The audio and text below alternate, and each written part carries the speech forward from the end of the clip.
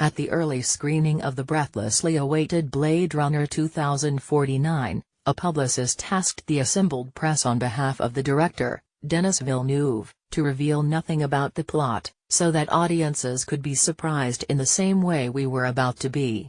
Alright, then. Good night, thank you, be sure to tip your server. Well, I can reveal that it's quite long, 2 hours and 43 minutes, and you feel every one of them. Villeneuve, Arrival, maintains a deliberate pace, with every revelation a long time coming. He likes mist and fog more than the original Blade Runner director, Ridley Scott, did, so the look is less hard-edged, with figures melting slowly out of yellow smog. The corroded downtown LA cityscape, with its giant, beckoning Japanese female holograms, seems more like San Francisco here. San Diego, meanwhile, is depicted as a waste dump for LA with huge flying garbage scows. The Central Valley is monochromatic and devegetated. The Golden State has gone gray. I can quote the IMDb synopsis: a young Blade Runner's discovery of a long-buried secret leads him to track down former Blade Runner Rick Deckard, who's been missing for 30 years. I obviously can't disclose that long-buried secret, but can say that it has something to do with Deckard, Harrison Ford, and someone else you'll recall. And it's big, so big that the officer running the LAPD Blade Runners, Lieutenant Joshi aka Madam Robin Wright, thinks this world built on a wall will lose said wall and the subsequent war could wipe out their society. She's concerned. Let me tiptoe a little further into the plot. I'll be careful, I promise. Ryan Gosling plays the new Blade Runner, K, a hunter of artificial life forms, replicants, who is himself a replicant, only a more advanced model than in the 1982 film. He hunts the old models. You'll remember the problem with those replicants was they developed feelings, which made it difficult to enslave them and also made them conscious of, and pissed off about, their built-in expiration dates. Replicant Troy Batty, Rutger Hauer, in particular was angry enough to take down his creator, Dr. Eldon Tyrell, Joe Turkel, of the Tyrell Corporation. Batty's subsequent demise was traumatic enough to leave the bloodied Deckard in a blue drizzle, feeling blue. Disgusted with the world, he flew off with his replicant girlfriend. Just a few more details about Blade Runner 2049, when K laments his childhood memories are implanted and that he doesn't have a soul, Madam says, "You've been getting along fine without one." But one look at Gosling's melancholy peepers and you know she's way off. Gosling does a lot of eye acting.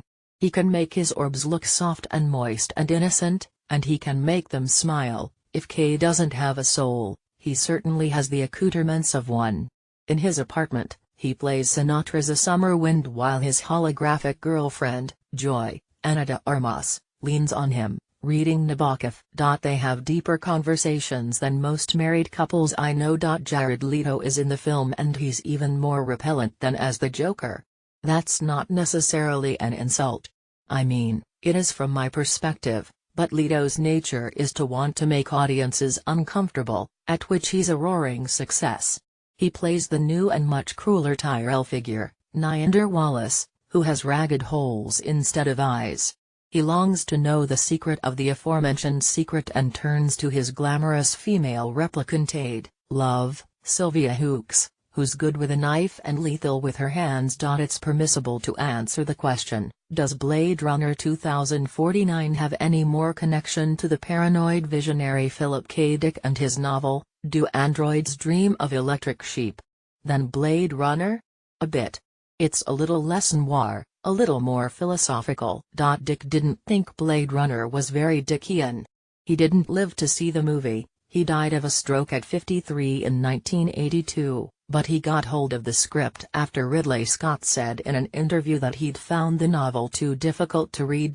Dick's approval of the screenplay had more than a touch of irony. It was terrific, he wrote.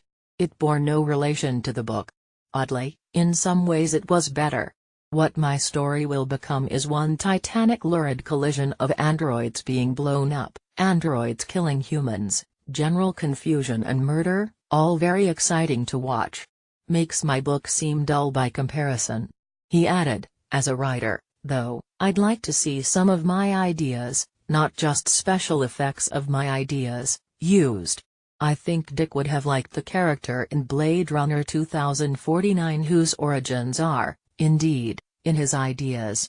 She's a sad young woman, Carla Yuri, living in a climate-controlled hollow chamber whose job is to manufacture memories for implantation.